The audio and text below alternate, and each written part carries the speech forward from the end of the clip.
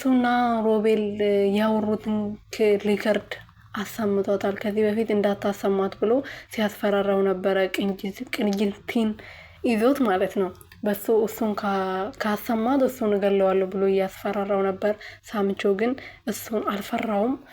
ሪከርዱን ቤዝቾን ጠርቷት ሪከርዱን ለሱ አሰምቷታል ማለት ነው። ሱራፌልን ሊገለው እንደነበረ በጩቤ እሱ እንዳስወጋውና ቤት ድረስ ቅንጅት ሄዶ ቤት ድረስ ሱራፌልን እንዲገለው እያወራ እንደነበረ ሪከርዱን አሰምቷታል። ግን ቤዝቻውን በዚህ ሰዓት በጣም በቃ ብዙ ነገር የትኛው ማመንና የትኛው ሞተው ራሱ እንዳለባት ግራ ገብቷታል።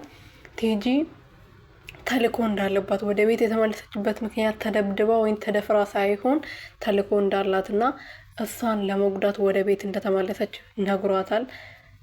ሱራፌልም ደግሞ ከሮቤል ከዚህ በፊት እንደሚተዋወቅ ሶስቱ አንድ ለሆኑ ቤዛን ለመጉዳት ደፋ ቀና እያሉ እንደሆነ ነበር የነገራት።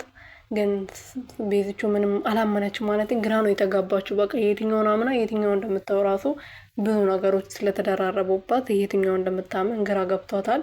በተለይ ደግሞ አሁን ሱራፌል እርግጠኝነት የምናውቀው ሱራፌል ከዶክተሩ ጋርና ከቲጂ ጋር ጠላት እንደሆነና ምንም እንደማይገናኙ በዚህ እንትን ነገር አሁን ለምሳሌ ሱራፌል ሮቤል ነው ይህ ስራ በደንብ እያካሄደ ያለው። እንትና ሱራፌል ተወክቶ ሳሚ ነው ያስባለው ቲጂ ወደ ቤት እንድትመለስ ያስደረገው። ሱራፌል እንዲሞት ይፈልጋል። በቃ በአጠቃላይ በዛ ላይ ደግሞ ዛሬ የሰማሁት አዲስ ነገር ማለት ነው። ቅንጅርቲ የሆነ ጊዜ ታስታውሳላችሁ ሌባ ሆኖ ወደ ቤት ገብቶ ነበር እና ሽጉጥ ይዞ ነበር የገባው። ያኔ ዶክተሩ ነበር ዶክተር ሮቤል ነበር ወደዛ ሄድና እንትናን ቤዛን ግደላት ብሎ ነበር ሽጉጥ የሰጠው። እሷን ከገደልጋት 1 ሚሊዮን ብር ሰጣለሁ፣ ከዛ ህይወትን ትቀይራለህ፣ ህይወት ፈታ ብለህ መኖር ትችላለህ ስራውን ከጨረስከው ብሎ ነበረ። ያኔ ወደ ቤት የመጣው ቅንጅርቲ እንግዲህ ቤዝቾን ለመግደል ነበረ። ቤዝቾን ካልገደላት ደግሞ ፎርዲች ሽጉጥ ይዞ የመጣው እሷን ሽጉጡን ይዤ ከሄድኩ እሷን እገላታለሁ ብዬ ፈርቼ ስለነበረ ፎርዲች ሽጉጥ ነበር ይዤ የመጣሁት።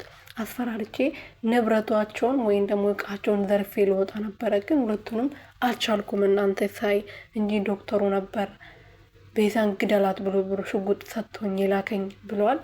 ይህንን ዛሬ ለቤዝቾ ነግሯታል ማለት ነው ሳሚ። ቤዝቾ ግን ምንም መቀበል አልፈለገችም።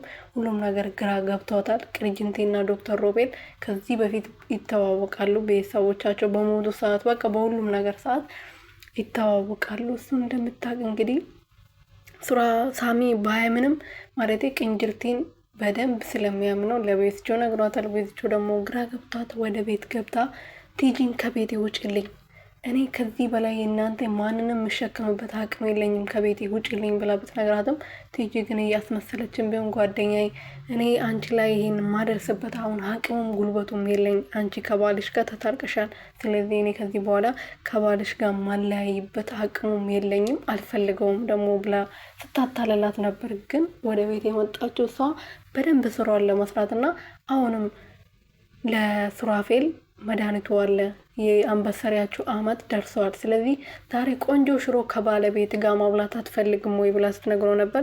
ምክንያቱም እቅዷ ደግሞ መድኃኒቱ ውስጥ ሽሮ ውስጥ መድኃኒቱን ከታ ልሰጣጥ ነው ማለት ነው እንደዚህ ያሰበችበት። ሱራፌል ግን መቼም አላምንሽም፣ ከዚህ በኋላ መቼም ከአንቺ ጋር ግንኙነት እንዲኖረኝ አይችልም ብሎ ነበር ወርውሯት ያለፈው። ግን ጥርጣሬ ከታበታለች። ቤዛውንም ይቅር ብላክ ሳይሆን አውቃ ልትጠቀምብክ ነው ይቅር ብያለሁ ያለችው። እሷ አሁንም ከሳሚ ጋር ትገናኛለች፣ ይሄ ሴራ የሳሚ ነው ብላ ነበር ስትነግራት የነበረው። ቤዝቾ ግን ከልቧ ነበር ይቅርታ ያደረገችለት ማለት ነው። እና ቲጂ ከቤትም አልወጣች። ተመልሳ ደግሞ ቤዝቾ እንግዲህ ሱራፌልን ጠይቀው ነበር። ሱራፌል የነገረኝ እውነት ነው ከቲጂ ጋር ወይም ደግሞ ከቲጂ ጋር አሁንም ተነጋግረክ ነው እኔን ለመጉዳት ነው ቲጂ ወደ ቤት የመጣችው ብላ ጠይቀው ነበር። ከዶክተር ሮቤል ከዚህ በፊት ትተዋወቃለህ ብላ ጠይቀው ነበር። እሱ ደግሞ እንዴት ነው የሰይጣን የሆነ ከጠላቶች አንዱን የሆነ ሰውዬ ከዚህ በፊት እኔ አላውቀውም፣ የምታምኝ ከሆነ እመኒኝ ብሏታል። እሷ ግን አሁን እኔ ከማንም ጋር ማውራት አልፈልግም ብላለች። በዛ ላይ ደግሞ ሱራፌል ሀሳቡን ቀይሯል። የሳምንት ወጪውን ሸፍኝ ያሳክማለሁ ብሎ ነበር። አሁን ደግሞ እምቢ አለ።